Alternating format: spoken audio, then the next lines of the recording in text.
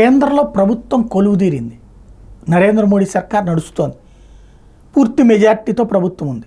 Parliament సమావేశాలకి ఇక రంగం సిద్ధమవుతుంది. బడ్జెట్ మాత్రం వచ్చే నెలలో పెట్టేటటువంటి అవకాశం ఉంది.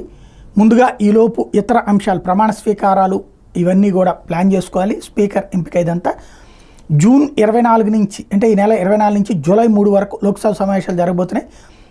18వ తారీఖున సభకు ఎన్నికైన ఎంపీల ప్రమాణ స్వీకారం, స్పీకర్ ఎన్నిక పూర్తి చేయబోతున్నారు.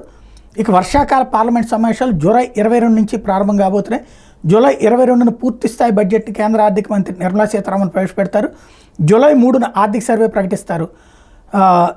ఈ సందర్భంగా నిర్మలా సీతారామన్ రికార్డు ఏంటంటే, కేంద్ర ఆర్థిక మంత్రిగా నిర్మలా సీతారామన్ 7వ బడ్జెట్ ప్రవేశపెట్టి రికార్డు సృష్టించబోతున్నారు. కేంద్ర బడ్జెట్ ఫిబ్రవరిలో ప్రవేశపెట్టాల్సి ఉంటే సార్వత్రిక ఎన్నికల కారణంగా తాత్కాలిక బడ్జెట్ ప్రవేశపెట్టారు. వర్షాకాల సమావేశాల్లో పూర్తి బడ్జెట్ ప్రవేశపెట్టనున్నారు. వర్షాకాల సమావేశాలు జూలై 22 నుంచి ఆగస్టు 9 వరకు జరగబోతున్నాయి.